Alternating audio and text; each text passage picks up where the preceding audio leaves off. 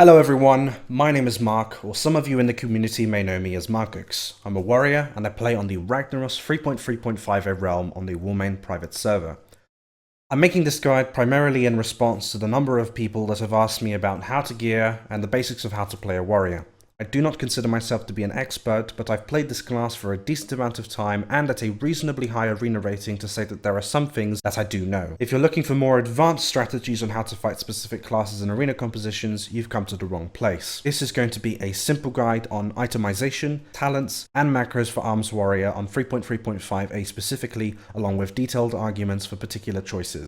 I also want this to be a starting point, not an ending argument, to help people understand how they should be gearing their warrior, what statistics they should be going for, best practices, what to avoid, so that you can go on your own path to forging a great warrior that destroys opponents and doesn't look at explosions. So, let's start with itemization. Strength versus armor penetration. Since the dawn of time, there has been an ongoing discussion as to whether it is better to gem strength or armor penetration. The difference doesn't really seem to be that great. At the end of the day, if you're rocking best in slot trinkets and a good two-handed weapon like Shadowborn, how you play is going to have a bigger impact on the outcome of a fight. I tend to want to have around 60% armor penetration or more, and gemming strength once I reach that threshold. However, this isn't a definitively ideal way to gem a warrior, as I've seen many people that go all the way up to 75% armor penetration and do similar amounts of damage on average. Best in slot trinkets are as follows: Sharpened Twilight Scale, Deathbringer's Will, and Death's Verdict. If you have the choice of only one of those trinkets, get Sharpened Twilight Scale. The frequent, consistent attack power proc with lots of flat armor penetration is going to make a big difference to your potential damage output. Deathbringer's Will is also an excellent second choice for a similar reason, armor penetration. The exception is that the haste and crit procs aren't nearly as good as the strength proc, even though they last 30 seconds. You have a 1 in 3 chance of getting an excellent proc, and uncertainty isn't really that nice, but it's a fantastic trinket irrespective of that, and given the choice of a second trinket, you should use this. That said, if you get a strength proc paired with Sharpened Twilight Scale proc, you could end up winning a fight with little to no effort. Now, I don't have this item on me, but Death's Verdict isn't given nearly as much credit as it deserves. Armor penetration is great, but it's not really useful against enemies with low armor such as casters, rogues, and feral druids. Death's Verdict provides a flat attack power increase along with a consistent attack power proc, something that Deathbringer's Will doesn't have. In an ideal world, you have all 3 of these trinkets and you can change them on the fly depending on the fight, but I know that not everyone can do that. My recommendation is Sharpened Twilight Scale if you have to choose one. My second recommendation is Deathbringer's Will if you have the choice of 2. These 2 will be ideal for general purpose PvP and also arenas. I would only suggest getting Death's Verdict if you already have the other 2 and all the other PvE off parts that you need, which I will talk about shortly. If you don't have access to any of these trinkets, there are some great, less powerful alternatives. These are Needle Encrusted Scorpion. You can get this in the Forge of Souls dungeon, or the Banner of Victory. This can be obtained in the Trial of Champions dungeon. Now that that's out of the way, let's talk about certain statistics you want to aim for and how I obtained them. 950 to 1050 resilience. Admittedly, that's not what I'm using right now. Approximately 5% hit rating, which equates to 164 hit rating specifically, which I also have a little bit higher of. In order to obtain resilience, you could either get PvP off parts using honor, or, like many good warriors, use PvE off parts while gemming and enchanting resilience, as I'm showing you right now. That's personally what I do, since I have access to best in slot pieces. This also means that when choosing professions, you should go for blacksmithing and jewel crafting. I put resilience gems on both my extra gem sockets that blacksmithing provides, and I use the resilience jewel crafting gems. I also put resilience gem on my one-handed weapon, which you can see here. You're also going to want to use every resilience enchantment available on the following pieces of gear, provided you have enough armor penetration: the head, shoulders, chest, and the leg. You can also get a resilience enchantment on your shield. PvE off parts are your best bet when it comes to maximizing damage, and it also plays into how you can reach the hit rating cap. How I reach hit rating is by having the Ashen Band from ICC rep farms, Apocalypse's Advance, which you can get from Ruby Sanctum 25 Heroic, 20 hit rating enchantment that you can get on your gloves, called Enchant Gloves Precision, and lastly, a gem which provides at least 10 hit rating. I use the Vivid Eye of Zul, and I put these on my Wrathful Legs blue gem socket. The reason for this, since it's a green gem, it fulfills the blue requirement for my meta gem. If you don't have access to certain pieces, there are PvP off parts such as the Cloak, the neck, and a ring which provide you with hit rating to help you reach that hit cap. Getting enough resilience and hit rating are essential. You don't want to get one-shotted by a Chaos Bolt or a Lava Burst, and you definitely do not want to miss a Mortal Strike. Now I'm going to go through what I gem on each piece of gear that I have when I play arms, as well as what statistics I have. Take a look. On my helm I use the Wrathful Gladiator's Plate Helm with a 50 attack power and 20 resilience rating enchantment, which you can get in Winter Grasp for Stonekeeper shards, 21 agility and 3% increased critical damage, meta gem, which is the Relentless Earth Siege Diamond, and a 20 strength gem. This gives me a 8 critical strike rating socket bonus, which is good, which is nice. The reason for using this meta gem in particular is because it only requires 1 blue gem, which is exactly why I use the plus 10 hit rating and 15 stamina gem. The one which is similar to this, which uses 21, which gives 21 critical strike rating and 3% increased critical damage, requires 2 blue gems. I personally don't like that, but some warriors use this. Next up, my neck is the Penumbra Pendant. You can get this from Ruby Sanctum 25 Heroic. It provides 116 strength, 124 stamina, and a 20 resilience rating gem which I put on its yellow socket. It gives a plus 4 strength socket bonus, which is really nice. You'd arguably want to be using this. Most warriors that use Penumbra Pendant go this way. Wrathful Gladiator's Plate Shoulders. I use a 40 attack power and 15 resilience rating enchantment. This you can also get from Winter Grasp, but exactly the same place as you can get the Helm enchantment, so that's nice. I use the plus 34 resilience jewel crafting gem, which you can get obviously by having jewel crafting, and it has a yellow socket, so I get the socket bonus from that, which is also nice. Varisa's Dexterity. This is from the Trial of the Champions tribute chest. It gives 97 agility, 97 stamina, 22 agility enchantment, which I put on, which you can get from any enchanter. It's an enchantment recipe. Plus 20 strength gem, and it has a red socket, which means I get the socket bonus by putting a red gem in. Next up, my Wrathful chest. I use the 20 resilience enchantment, 20 strength, and a 20 resilience gem. I will say that out of all the socket bonuses, you're going to want to make sure that you have the resilience ones, because it's essential, especially if you have PvE off parts to reach that. One thing that's noteworthy is also the fact that I use Karma's Grace. However, this means that because it's unique equipped, you can only use one. Next up, my Tusk's Maximized Wrist Guards. These are my wrists. They give tons of agility, which is good for critical strike rating, as well as 1 socket plus a blacksmithing socket. I use 2 resilience gems on this, and the result is I get a nice socket bonus. Now, for my Wrathful Plate Gauntlets, I have blacksmithing, which means that I also, along with the wrists, get the additional socket. I put 2 34 resilience jewel crafting gems, and the reason why I ignore the socket bonus on this one in particular is because I don't consider plus 4 critical strike rating to be that important. Cold Wraith Links. I have 3 gem sockets on this because I use the Eternal Belt Buckle. You don't want to be using engineering. I have 2 resilience gems and 1 strength gem. This provides a plus 6 strength socket bonus, so it's quite nice to have. It also provides me with lots of strength, plenty of critical strike rating, and lots of armor penetration. Wrathful Gladiator's Plate Leg Guards. I have the plus 40 resilience rating and 28 stamina enchantment. This you can get it from a level worker.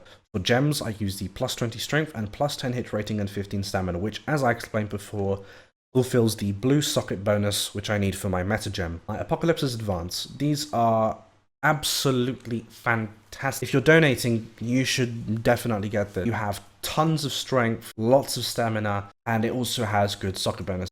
As an enchantment, I use the plus 15 stamina and minus speed increase. The minus speed increase I generally consider to be essential for PvP, mostly because running a bit faster, movement is far more important in PvP than it is for PvE. And this enchantment is called Tuskar's Vitality. Next up, I use the Frostbrood Sapphire Ring. It has a red gem socket, which is really nice. And I use a plus 10 strength and plus 10 resilience rating because I want to try and get at least, well, almost 950 resilience.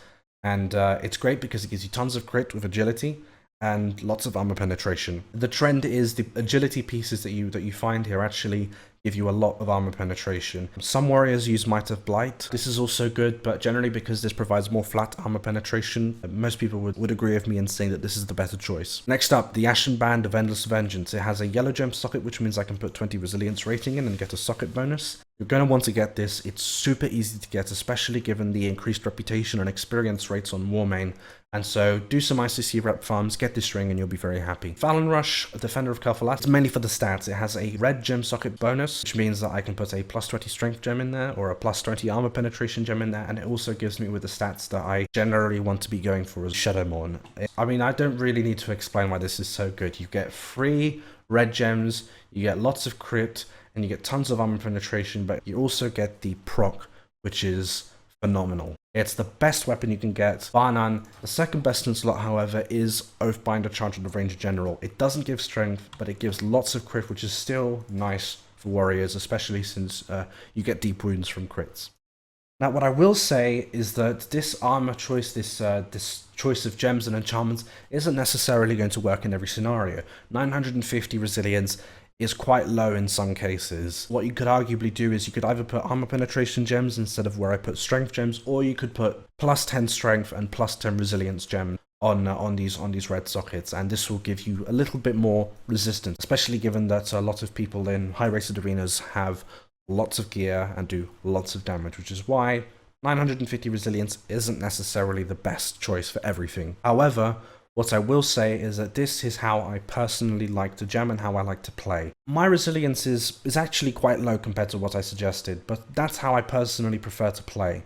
You should not feel the need to copy my gems and enchantments to my exact specifications, as it might not be the ideal setup for you, but it's certainly a starting point, especially if you have access to this kind of gear. Now, I'm actually going to log on to my Blackrock warrior to give you a better idea of what a less geared warrior might look like. Now, I don't want you to look at the gems that I use, but what I would like you to see is a slightly less geared setup with gear that is much more easily obtainable in the game. So, Rhymetooth Pendant, you can get this from ICC 10.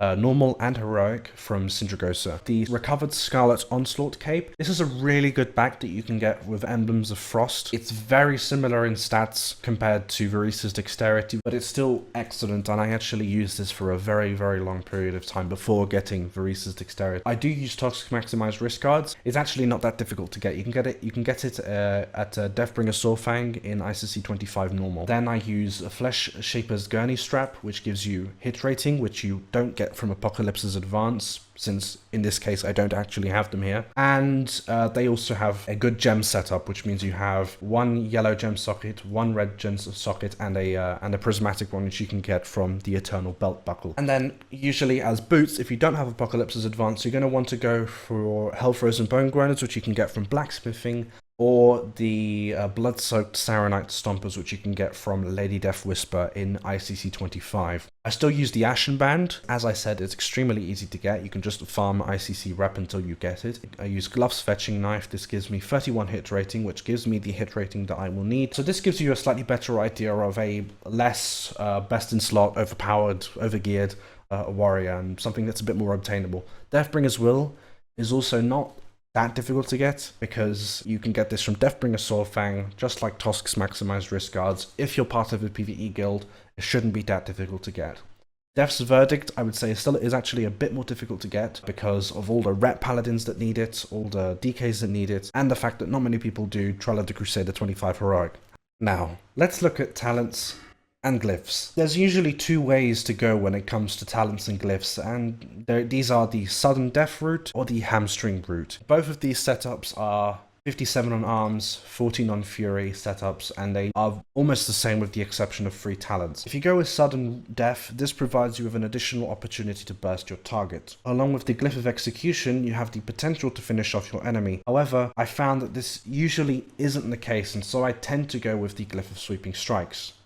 Wherever it is. There it is. This reduces the rage cost of Sweeping Strikes from 30 to 0. If you use Sweeping Strikes a lot, which you should, this is potentially huge. This means that you can open with Sweeping Strikes on 2 targets close to each other and pressure both of them.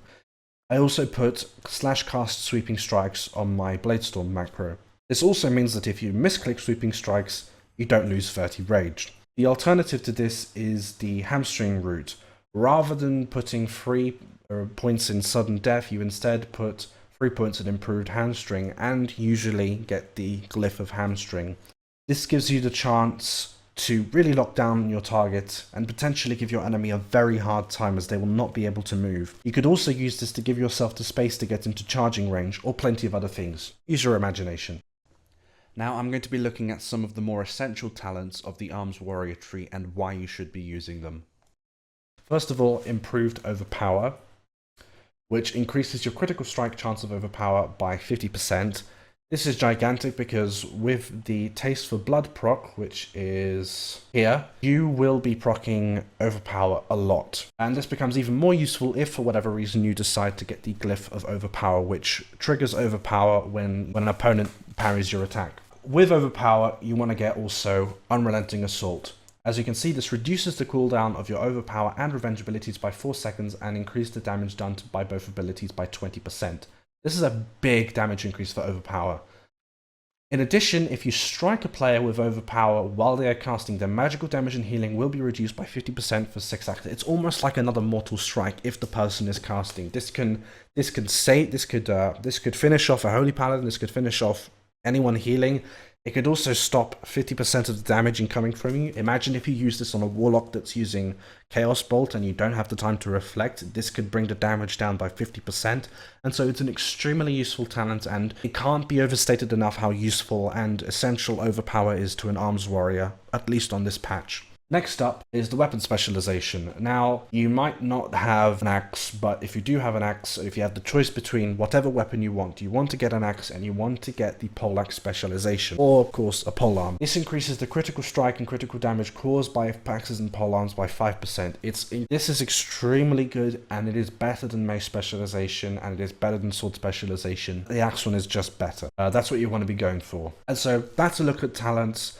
Now we're going to have a better look at the glyphs that I use. So as the major glyphs, I use Glyph of Rending. This is really useful on a rogue. You want to get a rend on a rogue, and increasing the time that they have rend on means the longer time they will be forced out of stealth. Irrespective of that, rend is a pretty essential spell that you need for doing damage, as it's quite a high damage dealing bleed. One of the better glyphs that you want to be getting, and that's what I use. Additionally, I use the Glyph of Sweeping Strikes, as I've explained before. I also use Glyph of Mortal Strike. Mortal Strike is one of your key abilities along with Bladestorm when it comes to playing an arms warrior, so increasing the damage of it by 10% is really nice.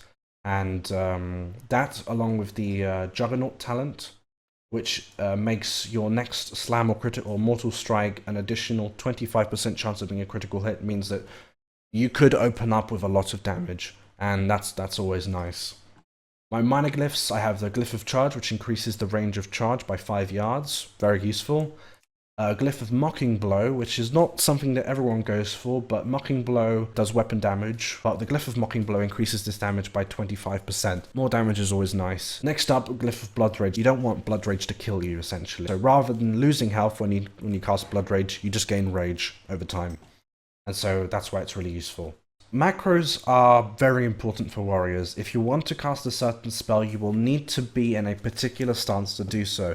A good example of this is Spell Reflection, which requires battle stance and defensive stance, Shield Block, which requires defensive stance, Mocking Blow, which requires battle stance and defensive stance, Charge, Intercept, which require battle stance and berserker stance respectively, Rend requires a different stance. And so the point is, you want macros to help facilitate the process of switching between these stances. As you can see, we have 3 stances: battle stance, defensive stance, and berserker stance. And switching between those independently to then cast an ability without a macro can become more frustrating than it's worth, and it takes additional steps. If you use macros, you can reduce the amount of time that it takes you to cast a certain ability. So I have a battle stance macro, I have a berserker stance macro, and I have a defensive stance macro. My defensive stance macro equips my one-hander and shield on. My battle stance and berserker stance equip my two-handed weapon, which in this case is Shadowmon. So obviously if you're copying this, you want to change this to your correct weapon. Next up, Bladestorm. Given the fact that I have a Glyph of Sweeping Strikes, I will have cast Sweeping Strikes, cast Blood Fury. This only works if you're an Orc. My faction changed quite a bit, so if I'm an Orc, I don't have to change anything. And of course, cast Bladestorm. Some people also use this macro to equip their two-hander weapon, so you can have equip Shadowmon, my charge and my intercept macros. These are largely the same. Obviously, one of them is Berserker stance, one of them is Battle stance. They also are my hamstring macro, because if I'm far away, I want to be charging. If I'm close, I want to be using hamstring. I have these as 1 and 2 on each stance, so I don't have to change stance to cast these. I can just spam the button and it'll be good. What this also has, it has start attack, so I don't have to press any sort of button to start attacking. If I charge, I'm immediately using auto attack, and it also cancels my hand of protection and my blade storm. This is personal preference. You can always remove a lot of these. Next up is an interrupt macro that I use. I have a normal one and I also have a focus one, which is something you're going to want to have in arenas. But more importantly, so let me just break this down. So it cancels blade storm. It casts pummel if you're in stance 3, which is berserker stance, and it equips your shield and casts shield bash if you're in stance 1 or 2, which is battle stance or defensive stance. This stop macro stance 3 means that if you're in berserker stance, it will cast pummel and it won't equip your one-hander and shield because, of course, for pummel, you don't actually need your one-hander and shield to interrupt. A good practice is if you're using macros which have spells of a particular stance, you might want to put these macros here which cast stance, depending on the stance that you're in, and then cast the stance just to make sure that you're in the right stance when you try to cast it rather than being stuck. I have a disarm macro as well as a focused disarm macro. It cancels blade storm, puts me in defensive stance, and casts disarm. Next up, my focus overpower. As I explained before, casting overpower and have it attack someone when they are casting a spell reduces the amount of healing and spell damage by 50%, and so being able to actually cast overpower on your focus target, such as a healer, while they're casting can cause them a lot of problems. That's why focus overpower is actually quite useful. Intervene macros. These are party 1 and party 2. Party 1 would be obviously the first person in my party, and party 2 is the second person in my party. And this puts me in defensive stance, cancels blade storm, cancels hand of protection, and intervenes on the target.